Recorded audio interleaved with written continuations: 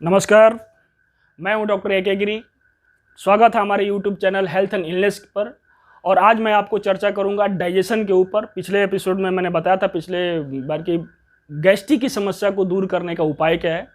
आज मैं बताऊंगा गैस्ट्रिक के साथ साथ जो पूरी पाचन क्रिया जो हमारी होती है, जो भी हम खाना खाते हैं वो डाइजेस्ट नहीं हो पाता है, या किसी किसी को ये समस्या आती है कि म्यूकस की समस्या अधिक होती है, या बार बार उनको टॉयलेट जाने बाथरूम जाने की उनको परेशानी आती है और बहुत तेज़ी से उनको आता है, प्रेशर आता है।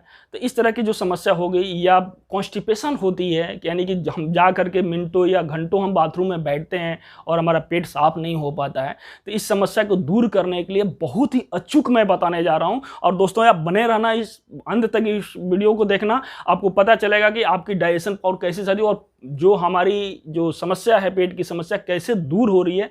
तो इसमें दोस्तों मैं आपको बता रहा हूँ कि सबसे बड़ी इसमें जो रोल होता है, ये हमारा इसमें स्टमक का रोल होता है, यानी अमाशय का रोल होता है, छोटी आंत और बड़ी आंत का इसमें अहम रोल होता है। इसके साथ साथ लीवर का इसमें अहम रोल होता है। यानी कि ये जो तीन मेजर ऑर्गन्स हैं, जो हमारी जो मेजर और तीन ऑर्गन्स हैं, इसमें हमारी पाचन क्रिया को सुदृढ़ रखने में इनका एक विशेष योगदान होता है।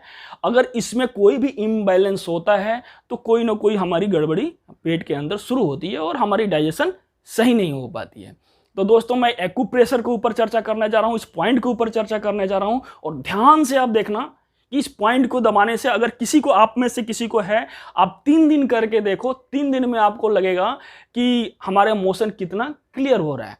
तो अगर इस पॉइंट बताने से पहले आप अगर अपने इस चैनल को सब्सक्राइब नहीं किया है तो इसके नीचे आपके वीडियो को जो आ रही है उसके नीचे एक सब्सक्रिप्शन का दिया हुआ, सब्सक्राइब करने का पॉइंट दिया हुआ, उस पर आप दबाव डाल लें।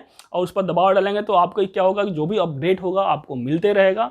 और हम दूसरी समस्या के ऊपर जो मैं चर्चा करूँगा आपको वो चीज़ जानकारी मिलती रहेगी। तो मैं एक्यूप्रेशर के ऊपर मैं चर्चा करने जा रहा हूँ। तो दोस्तों एक्यूप्रेशर के द्वारा हम अपनी प्रेशर पॉइंट पे दबाव डाल करके हम अपनी डाइजेशन सिस्टम को कैसे दूर करेंगे उसको ध्यान देना।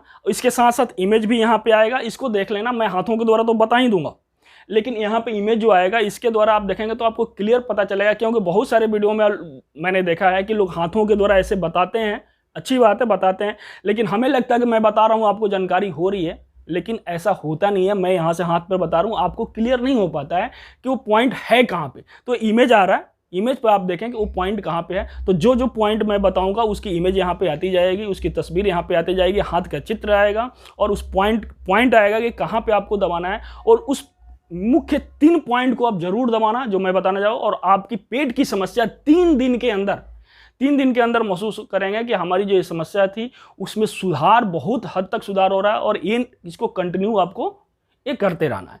तो दोस्तों सबसे पहले मैंने पिछले एपिसोड में बताया था, यहाँ पे स्टमक का पॉइंट है, अमाशय का पॉइंट है। इस पॉइंट पे हमें यहाँ पे दबाव डालनी है, ऐसे इस जगह पे दबाव डालनी है, ठीक है। 1 मिनट यहाँ पे दबाव डालेंगे। 1 मिनट हम बाएं हाथ में भी यहाँ पे हम प्रेशर डालेंगे स्टमक वाली पॉइंट के ऊपर, जो पिछले एपिसोड में आपने देखा था। यहाँ पर जरूर दबाव डालेंगे कि सबसे पहले फूड, जो भी हम कुछ खाना खाते हैं, कहाँ जाता है? स्टमक में जाता है। स्टमक उसको क्या करता है कि उसमें जो हाइड्रोक्लोरिक एसिड होती है उसको क्या करता है, डाइल्यूट करता है, मेल्ट करता है, और मेल्ट करके इंटेस्टाइन को भेजता है। और आंत क्या करती है, छोटी आंत और बड़ी आंत क्या रोल ये होता है, जो भी उसमें एंजाइम, मिनरल्स, विटामिन हमारे खाद्य पदार्थ जो हमने भोजन लिया उसको सक करता है और बॉडी को देता है, और वो चीज़ हमारे शरीर में जाती है। लेकिन किसी वजह से आंत में भी अगर गड़बड़ी आ जाती है तो वो जो हमारा, जो भी हम खाना खाते हैं, तो क्या होता है कि हमारे स्टमक का में भी एक रोल है, मैंने बताया, इंटेस्टाइन का भी एक अहम रोल है उसमें बताया। तो जो हमें विटामिन, एंजाइम, मिनरल्स जो हमारे बॉडी को मिलनी चाहिए वो प्रॉपर हमारे बॉडी को नहीं मिल पाती है, और वो चीज़ वेस्ट मटेरियल में हमारा बाहर हो जाता है। तो दोस्तों इसके साथ साथ ये जो हिस्सा देख रहे हैं, ये देखें, ये इमेज यहाँ भी देख लें, ये जो हिस्सा है, ये पूरी हिस्सा, ये इस जगह पे ये पूरा हिस्सा जो देख रहे हैं, ये हमारा होता है इंटेस्टाइन का, आंत का ये हिस्सा होता है। तो इस पॉइंट पे हम पेंसिल, घर में से कोई पेंसिल उठा लेंगे और धीरे धीरे हम यहाँ पे जितना प्रेशर दे सकते हैं, जितना हमें प्रेशर देना होगा, वहाँ पे हम प्रेशर, जितना बर्दाश्त आपको हो वहाँ पे हम प्रेशर इस जगह पे डालते रहेंगे। इस जगह पे प्रेशर डालेंगे तो क्या होगा कि हमारी आंत जो होगी, जो कॉन्स्टिपेशन अगर किसी को है या म्यूकस की समस्या होती है, इस तरह से पेचिस की समस्या होती है, उसमें सुधार होता है। इस जगह पे दबाव डालें दोनों हाथों में, यहाँ भी हम प्रेशर डालेंगे। ये जो हिस्सा देख रहे हैं, ये देखें, ये जो हिस्सा आप देख रहे हैं, इस हिस्से के ऊपर हम ऐसे ऐसे प्रेशर डालेंगे। यहाँ पे 2 से 3 मिनट हम प्रेशर डालेंगे, 2 से 3 मिनट प्रेशर यहाँ पर। तो पहला पॉइंट हो गया ए स्टमक का, यहाँ पे 1 मिनट, यहाँ पे 1 मिनट। दूसरा पॉइंट हमारा इंटेस्टाइन का, आंत का हो गया। इस जगह पे हम प्रेशर डालेंगे ऐसे 1-1 मिनट, 1 मिनट यहाँ पे प्रेशर डालेंगे ऐसे, इस तरह से प्रेशर डालेंगे। तीसरी पॉइंट मैं बताने जा रहा हूं जो कि आपकी पाचन क्रिया प्रणाली को बिल्कुल सुदृढ़ कर देगा। दाहिने हाथ में आप मुट्ठी बंद करेंगे, जहां पे छोटी उंगली आगे रुक रही है। कहां पे आगे रुक रही है? इस जगह पे, सिर्फ राइट हैंड में यहां पे हम प्रेशर डालेंगे। ये हमारा लीवर का पॉइंट है।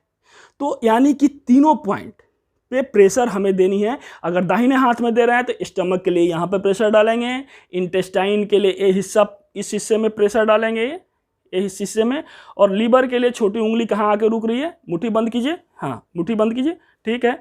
और इस जगह पे छोटी उंगली आके रुकी यहाँ पे।